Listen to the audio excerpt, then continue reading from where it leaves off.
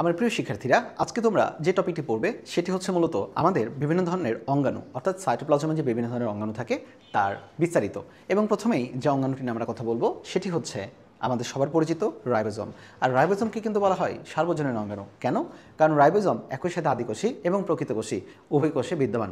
আর আদিকোষীকে বলা হচ্ছে যে রাইবোজোম থাকে তাকে বলা হচ্ছে 70S রাইবোজোম, আর প্রকৃতকোষীতে যে রাইবোজোম ধরনের টাইপটা থাকে তাকে বলা হচ্ছে 80S রাইবোজোম। ক্লিয়ার এতটুকু জিনিস? আর আমরা সবাই জানি মূলত রাইবোজোমকে বলা হচ্ছে প্রোটিন তৈরির কারখানা। Okay, the protein factory of the cell is called the ribosome. তাহলে চলো রাইবোজোম নিয়ে আমরা একটু পড়াশোনা করি।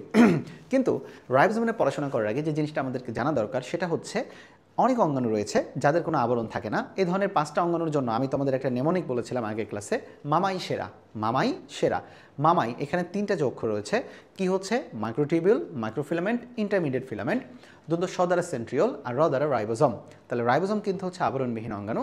এটা কিন্তু পরীক্ষাতে অনেকবার আসা প্রশ্ন যে আসে যে নিচের কোনটি অঙ্গাণু আবরণবিহীন অঙ্গাণু বা আবরণবিহীন অঙ্গাণু নয়। চলো রাইবোজোমের ক্ষেত্রে খেয়াল করি আর কি। ফার্স্ট অফ অল, এটা হচ্ছে রাইবোজোমের একটা সাব ইউনিট। ওকে, এই সাব ইউনিট বলতে তাদেরকে দুইটা খণ্ডে ভাগ করা হয়েছে। একটাকে বলা হচ্ছে 40S সাব ইউনিট এবং আরেকটা হচ্ছে 60S সাব ইউনিট। এই 40S এবং 60S সাব ইউনিট মিলে তারা মূলত তৈরি করবে হচ্ছে 80S সাব ইউনিট। কোন সাব ইউনিট তৈরি করবে বলো তো? 80S sub unit. এখন তোমরা বলতেই পারো যে ভাইয়া 60 and 40 মিলে তো 100 হয়, 80S কেন হবে? আচ্ছা, এটা ব্যাখ্যা মানে পরবর্তীতে দেবো। তাহলে চলো আসি আর কি আমাদের রাইবোজোমকে। রাইবোজোমের মধ্যে দেখো সবার আগে যে জিনিসটাতে রাখা থাকে, রাইবোজোম অত্যন্ত ক্ষুদ্র এবং প্রায় গোলাকার। রাইবোজোম অত্যন্ত কি বলতো? ক্ষুদ্র এবং প্রায় গোলাকার। সাধারণত অমসৃণ এন্ডোপ্লাজমিক রেটিকুলামের উভয় দিকে সারিবদ্ধভাবে এরা লেগে থাকে।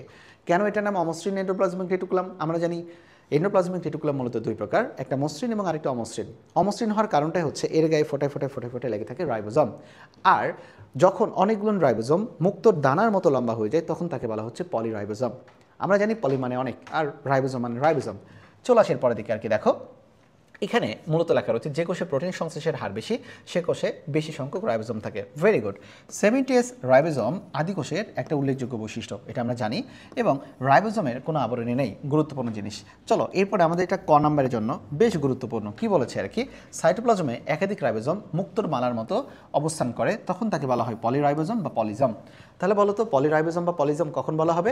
সাইটোপ্লাজমে যখন অনেকগুলো রাইবোজোম মুক্তোর দানার মতো বিন্যস্ত থাকবে তখন সেটাকে বলা হচ্ছে পলিরাইবোজোম বা পলিজম, কারণ পলি মানেই অনেক। আর আমাদের সবচেয়ে প্রিয় ব্যাকটেরিয়া ই কোলাই বা স্কেরিয়েশিয়া কোলাই, এই ব্যাকটেরিয়ার কোষে মূলত কত সংখ্যক রাইবোজোম থাকে? প্রায় 20,000 সংখ্যক রাইবোজোম থাকে। এবং এটার যেই শুষ্ক হলে এটার যে ওজন, সেটার ওজনের 22% হচ্ছে মূলত রাইবোজোম। তাহলে 20-22 মনে রাখবা, ইকোলাইয়ের ক্ষেত্রে 20 আর 22, 20 আর 22। ওকে, এরপরের দিকে এই অংশটা আমাদের মূলত খ নাম্বার প্রশ্নের জন্য বেশ আসে। কেন রাইবোজোমকে সর্বজনীন অঙ্গাণু বলা হয়?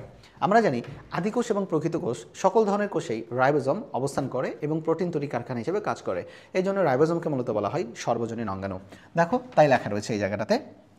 আমরা খেয়াল করি আদিকোষ ও প্রকৃত কোষে এই উভয় প্রকার কোষে রাইবোজোম উপস্থিত থাকার কারণে রাইবোজোমকে সর্বজনীন অঙ্গাণু বলা হয়। অর্থাৎ আদিকোষ বলতে 70S কোষেও মানে আদিকোষের ক্ষেত্রে 70S রাইবোজোম থাকবে আর প্রকৃত কোষীদের ক্ষেত্রে 80S রাইবোজোম থাকবে। অর্থাৎ রাইবোজোম থাকবে আদিকোষক প্রকৃত কোষক, এই জন্য এটাকে বলা হচ্ছে সর্বজনীন অঙ্গাণু। এখন এদের নামকরণের ক্ষেত্রে আমাদের সবচেয়ে যেটা গুরুত্বপূর্ণ, এখানে দুজন বিজ্ঞানীর নাম দেওয়া রয়েছে, একটা হচ্ছে ক্লড এবং আরেকটা হচ্ছে জর্জ প্যালেট। গুরুত্বপূর্ণ জিনিস হচ্ছে জর্জ প্যালেটটা আসে। এটার নাম যে রাইবোজোম, এটার নাম যে রাইবোজোম, এই নামকরণটাই করেন মূলত জর্জ প্যালেট। তাহলে রাইবোজোম আবিষ্কার এবং নামকরণ করেন কে বলতো? George Palade. এটা বেশি আসে। তাহলে বলতো রাইবোজোমের বাবার নাম কি? George palette. রাইবোজোমকে যেহেতু নাম দিচ্ছে তাহলে রাইবোজোমের বাবার নাম কি? George Palade. অপরপক্ষে দেখো বিজ্ঞানী অ্যালবার্ট ক্লড উনি সেন্ট্রিফিউজেশনের মাধ্যমে এক ধরনের অধক্ষেপ পায়, যেটা নাম উনি পরবর্তীতে দেন মাইক্রোজোম। নাম কি দেন বলতো? মাইক্রোজোম। আর মাইক্রোজোম থেকে পরবর্তীতে এটার নাম রাইবোজোম হয়, যেটা দেন হচ্ছে কে বলো দেখি? এটার মূলত নামকরণ করেন জর্জ প্যালেট। আচ্ছা তাহলে বলো রাইবোজোমের বাবার নাম কি? প্যালেট। আমার সাথে সাথে বলো রাইবোজোমের বাবার নাম কি? George palette. ওকে, আর রাইবোজোমের যদি চাচার কথা বলি তাহলে নাম হবে অ্যালবার্ট ক্লড। এটা নামকরণ কি করেছেন বলো তো? প্রথম দিকে ছিল মাইক্রোজোম। প্রথম দিকে ছিল কি? মাইক্রোজোম। এখানে একটা কথা লেখা রয়েছে, তোমরা সবাই একটু আমার মনে হয় দেখতেই পাচ্ছ খুব ভালোভাবে। RNP কি লেখা রয়েছে? RNP, ribonucleoprotein particle. Ribo nucleoprotein particle, অর্থাৎ এটা খুবই ছোট্ট ছোট্ট কিছু কণা থাকে এবং এই কণাগুলো কোথায় থাকে? তিনটা জায়গাতে থাকে, ক্লোরোপ্লাস্ট, মাইটোকন্ড্রিয়া, নিউক্লিওপ্লাজম। আবারও বলি, ক্লোরোপ্লাস্ট, মাইটোকন্ড্রিয়া, নিউক্লিওপ্লাজম, RNP থাকে। ওকে, আর মানে কি? রাইবো, এর মানে নিউক্লিও, পি মানে কি? Protein, ribo nucleoprotein particle, ribo nucleoprotein particle. Okay, তাহলে থাকতেছে কোথায়? তিনটা জায়গায়, ক্লোরোপ্লাস্ট, মাইটোকন্ড্রিয়া এবং নিউক্লিওপ্লাজমে থাকে RNP। আশা রাখি বুঝতে পেরেছে এই জায়গাটাতে। ওকে, এদের আমাদের মূলত আকার আকৃতি খুব বেশি আমাদের দরকার পড়ে না। আবিষ্কারের পরবর্তীতে চলে যাই, এখানে লেখা রয়েছে মনোজম। মনো মানে এক, মানুষ যেরকম মন খারাপ করে থাকলে অনেক একটা জায়গায় চুপচাপ বসে থাকে, একলা মানুষ, ঠিক সেমভাবে কিছু কিছু রাইবোজোম রয়েছে আর কি, যারা খুব ইমোশনাল রাইবোজোম। তারা না মন খারাপ থাকলে চুপচাপ সাইটোপ্লাজমের একটা কর্নারে যে বসে থাকবে, তাদেরকে বলা হচ্ছে মনোজম, তাদেরকে বলা হচ্ছে মনোজম। তাহলে কি? সাইটোপ্লাজমে এককভাবে অবস্থানকারী রাইবোজোমকে বলা হয় মনোজম। আবারও বলি, কি বলো তো? সাইটোপ্লাজমে এককভাবে অবস্থানকারী রাইবোজোমকে বলা হচ্ছে মনোজম। কেন? মনো মানে এক, মনো মানে কি? এক। যাই হোক, এখানে আবার পলিরাইবোজোম বা পলিজম বলেছে, আমার এক্সট্রা করে আর পড়া দরকার নেই, আগে পড়ে ফেলেছি। এখানে লেখা রয়েছে দেখো সাইটোরাইবোজোম, মানে যে রাইবোজোম মানে সাইটোপ্লাজমে থাকে। আরেকটা দেখো লেখা রয়েছে মাইটোরাইবোজোম, যেই রাইবোজোমটা মূলত মাইটোকন্ড্রিয়াতে থাকে। ওকে, এখন আসো প্রকারভেদ। এই প্রকারভেদ নিয়ে আমাদের কিছু পড়া রয়েছে। আমি তোমাদের অলরেডি বলেছি যে আমাদের মূলত যে রাইবোজোম, এটা হচ্ছে মূলত দুই ধরনের, আদিকোষীদের ক্ষেত্রে 70S আর প্রকৃত কোষীদের ক্ষেত্রে 80S। যেটা মূলত আমাদের 70S রাইবোজোম, এটার দুইটা সাব ইউনিট, একটা হচ্ছে 50 আর একটা হচ্ছে 30। আর যেটা মূলত আমাদের 80S রাইবোজোম, এটারও দুইটা সাব ইউনিট, একটা হচ্ছে 60 আর একটা হচ্ছে 40। ক্লিয়ার? তাহলে আমরা যদি এখানে দিকে একটু তাকাই, তাহলে আমাদের রাইবোজোম মূলত দুই ধরনের।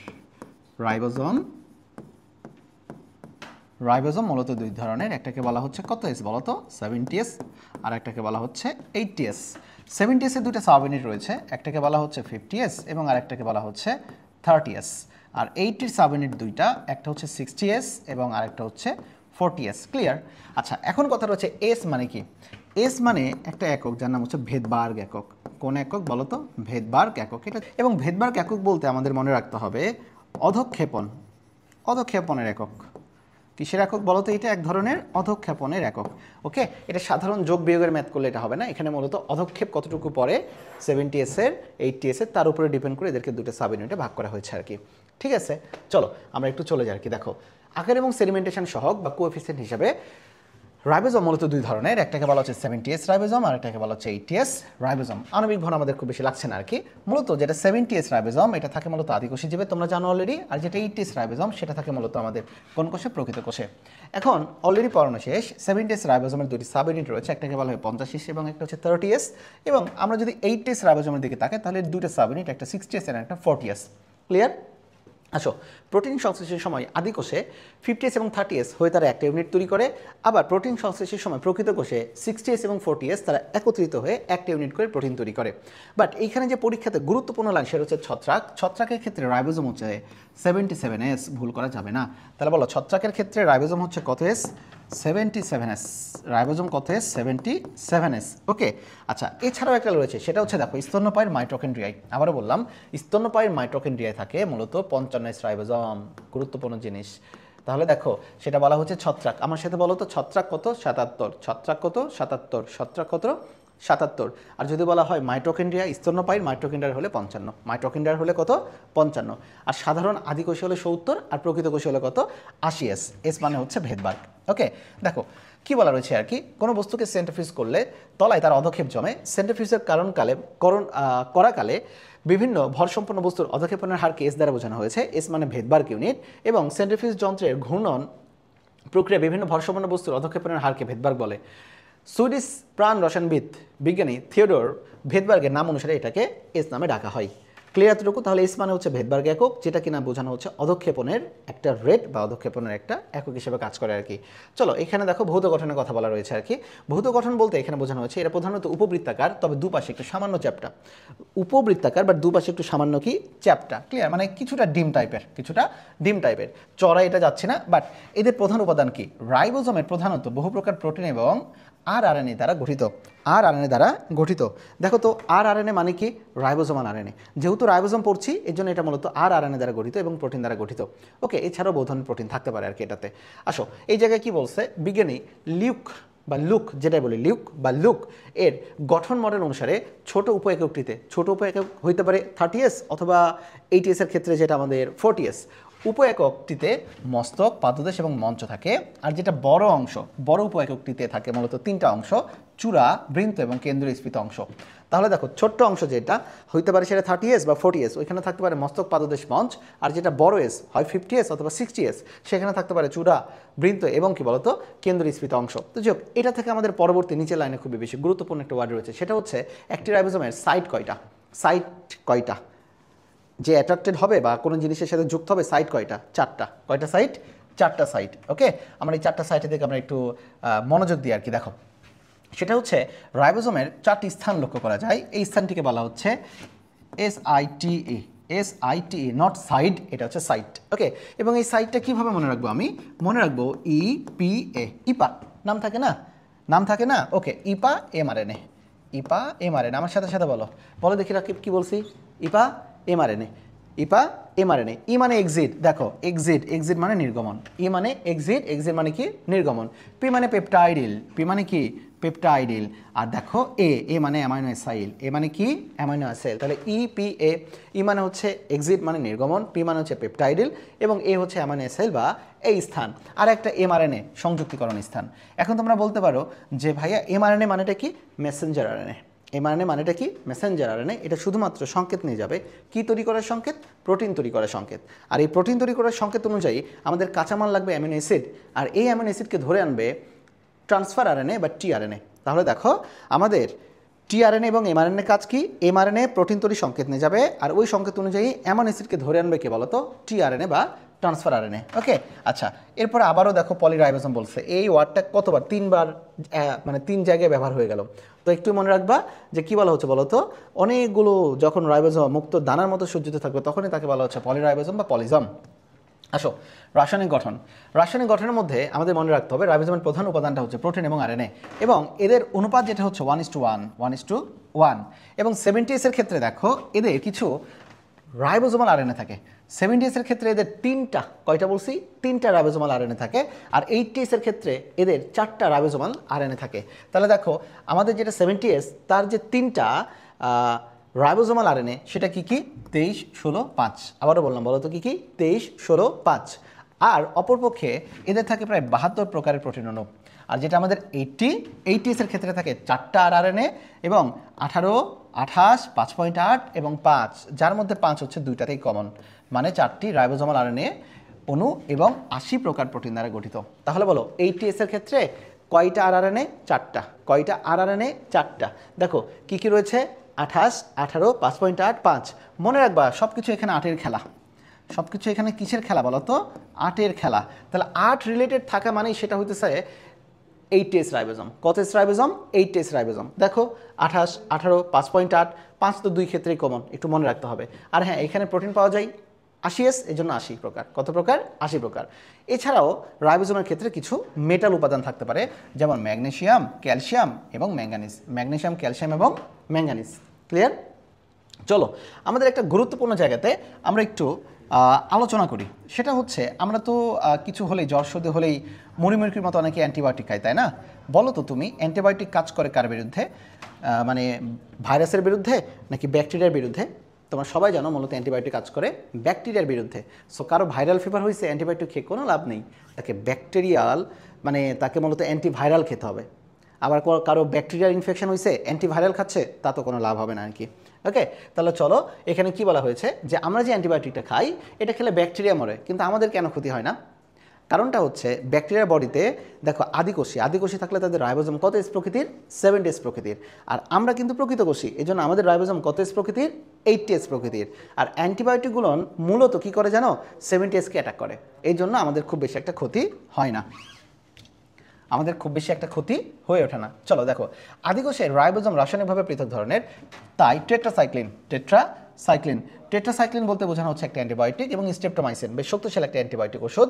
ব্যাকটেরিয়ার প্রোটিন সংশ্লেষ বন্ধ করে দিয়ে ব্যাকটেরিয়াকে ধ্বংস করে দেয়, কিন্তু মানবদেহের প্রোটিন সংশ্লেষণে কোনো ব্যাঘাত সৃষ্টি করে না। তাহলে দেখো যে অ্যান্টিবায়োটিকগুলো আমরা নিছি, টেট্রাসাইক্লিন এবং স্ট্রেপ্টোমাইসিন, এরা মূলত আদি কোষী যারা তাদেরকে নষ্ট করে ফেলে, কিন্তু প্রকৃত কোষীদেরকে তেমন কোনো প্রভাব ফেলায় না বা তেমন কোনো প্রভাব তাদের উপরে পড়ে না, ফলে আমাদের কোনো সমস্যা হয় না।